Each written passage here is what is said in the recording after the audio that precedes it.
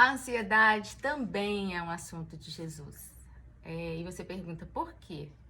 Porque a ansiedade é uma coisa séria, né, gente? Ela mexe com a gente, ela rouba de nós a nossa identidade, aquilo que nós somos de fato.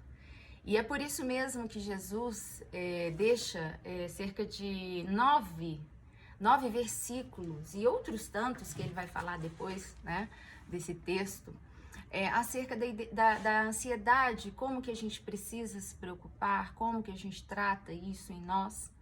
E só para te lembrar, a gente está no estudo do livro de Mateus, no capítulo 6, nos versículos 25 a 34. E eu não vou ler o texto todo, mas é para que você entenda o seguinte. Jesus aqui está falando: não andeis ansiosos por coisa alguma, nem pelo que vestir, nem pelo que comer. E aí ele vai falar pra gente: olha para as aves do céu que não trabalham e têm o seu alimento, olhem para os lírios do campo que estão plantados e se vestem da melhor forma possível, mas buscai antes o reino de Deus e todas as coisas vos serão acrescentadas.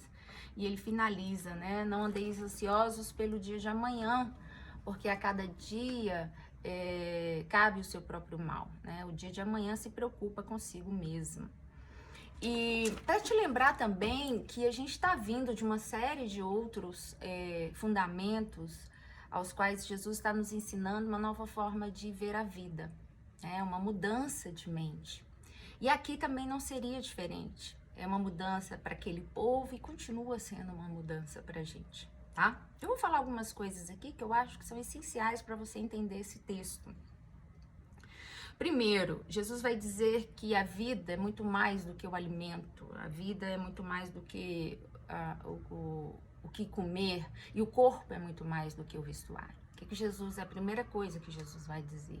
O que ele está dizendo com isso? Ele está mudando os paradigmas da vida, né? Ele está falando: olha, gente, vocês pensavam de uma forma, vocês precisam pensar de uma outra forma. A vida, o que eu chamo de vida, não é o que vocês chamam de vida. É o primeiro ponto. O que Jesus chama de vida não é o que nós comumente chamamos de vida. Vida para Jesus era algo muito mais sublime, algo muito mais superior. E aí ele vai continuar a falar: olhai para as aves do céu. Olhai. Lembra que a gente falou uns estudos atrás, né, que a lâmpada do teu corpo são os teus olhos, e se você olhar, né, de uma forma positiva, os teus olhos vão ver coisas boas, mas se o teu espírito, a luz que habita em ti, for algo ruim, você vai olhar só para tudo que é ruim. E aqui ele vai dizer justamente, ele vai dar continuidade a esse raciocínio. Ele vai dizer: olhai para as aves do céu. Olha, muda a mente. O que você está pensando? Você está olhando, você está vivendo de maneira robótica. Pensa de uma maneira diferente. Olhai para os lírios do campo, que são os dois paradigmas novos que Jesus traz. E tudo tem a ver com a forma como você olha, com a forma como você centraliza o seu ser, né?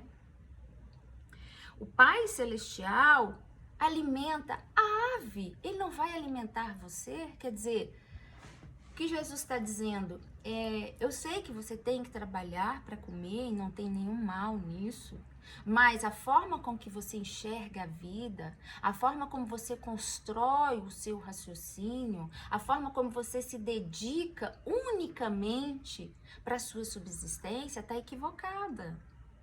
Eu participo dessa subsistência. Muda o seu paradigma. Você participa, você trabalha e tá tudo ok, é isso mesmo. Mas a sua confiança não tá só no que você faz. A sua confiança tem que compartilhar e tem a ver comigo. Você é um ser físico, mas você também é um ser espiritual.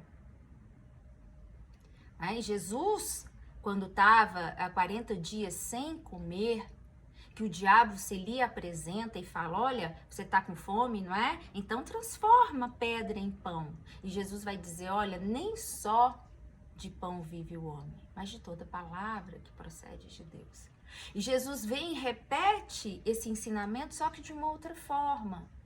Ele está dizendo: olha, eu preciso participar dessa caminhada.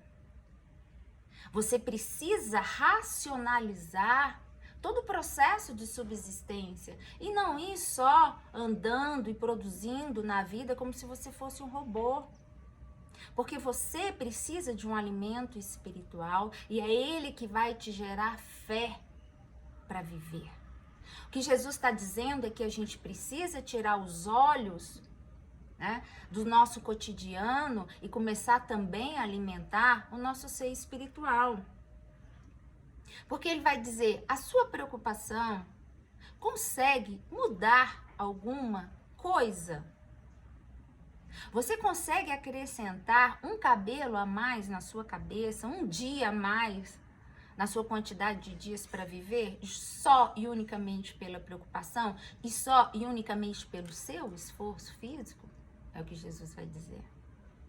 O que ele está nos ensinando? Ele está nos ensinando que para se viver, a gente precisa ter o nosso coração, a nossa mente, a nossa forma de pensar pautada numa vida espiritualizada. Numa vida espiritualizada. Porque quando você racionaliza, e aqui racionalidade não tem a ver unicamente com a questão de deixar de ser espiritual, não é isso. Racionalizar aqui para Jesus é você pensar segundo Jesus. É você entender a vida a partir de um outro olhar. É você acrescentar no seu olhar essa perspectiva da fé, da esperança. Porque, gente, eu já falei isso em vídeos anteriores, mas quando você espiritualiza a sua forma de viver, você desacelera o seu olhar. O seu olhar, que antes era assim, passa a ser assim, a se alargar, e você passa a enxergar na sua vida outros valores. Você passa a demandar tempo para outras questões ao seu redor. E não unicamente andar nessa roda de hamster de comer, trabalhar, dormir, acordar, comer, trabalhar, dormir, acordar, comer. Não é isso que Jesus quer. O que Jesus está dizendo é, olhem para as coisas simples da vida e passem a dar outro significado para a existência de vocês. Porque se vocês continuarem só com essa existência normal que vocês têm, vocês vão surtar. A mente de vocês não vai suportar. Por quê? Porque o homem interior, ele também precisa ser alimentado. E ele é alimentado a partir do momento que eu passo a pensar nas coisas da espiritualidade.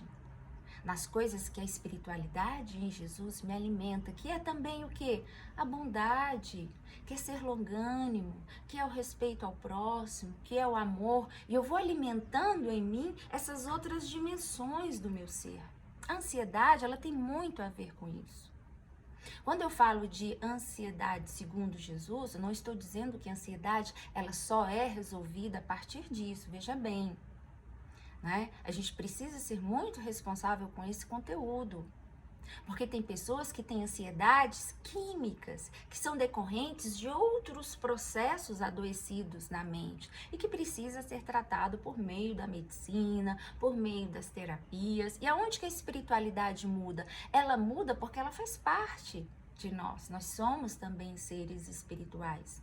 E que Jesus está nos ensinando é que no que concerne a espiritualidade, a gente precisa enxergar a vida a partir de outro paradigma, que é o que Jesus está nos ensinando aqui. Né? Então, parem, né, para racionalizar a vida de vocês a partir de um outro paradigma. Qual é esse? Buscando primeiro o reino de Deus. Ponto.